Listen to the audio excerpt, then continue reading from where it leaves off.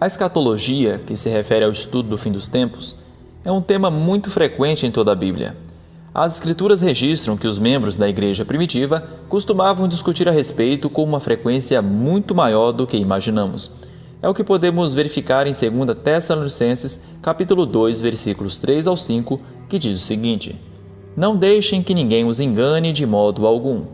Antes daquele dia virá a apostasia, e então será revelado o homem do pecado, o filho da perdição.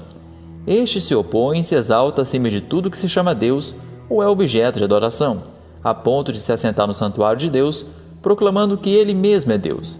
Não se lembra de que quando eu ainda estava com vocês, costumava lhes falar essas coisas?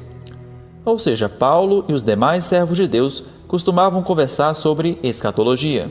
E como vemos nessas passagens, eles falavam bastante sobre esse tal de filho da perdição, ou de homem do pecado, que são alguns dos muitos títulos usados para se referir ao anticristo. Claro que no primeiro século da era cristã, a discussão escatológica a respeito da figura do anticristo era totalmente embasada nas Escrituras, o que não podemos dizer o mesmo hoje em dia, em que muitos tentam estudar escatologia com um jornal ao lado da Bíblia. E o resultado de interpretar as profecias escatológicas de acordo com o que é dito no noticiário são as muitas teorias absurdas acerca da identidade do anticristo. Entre os possíveis candidatos a anticristo, defendidos por esses teólogos de telejornal, estão o príncipe William, o Papa Francisco e, mais recentemente, o presidente francês Emmanuel Macron.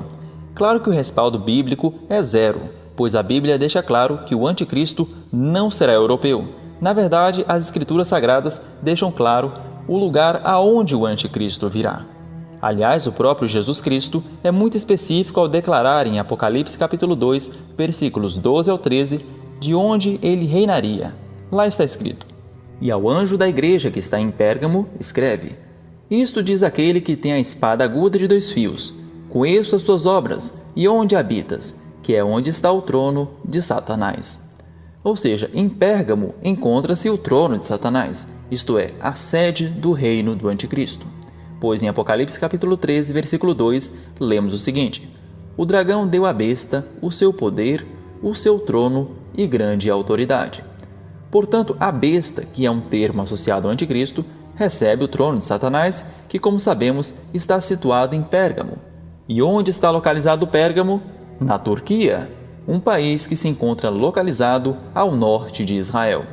Razão pela qual, em várias passagens da Bíblia, Deus alerta sobre o perigo vindo do norte, como por exemplo em Jeremias capítulo 1, versículo 14. O Senhor me disse: Do norte se derramará a desgraça sobre todos os habitantes desta terra. Portanto, por mais que os cumprimentos proféticos podem virar notícia, isso não significa que devemos nos limitar apenas com o que é dito na imprensa.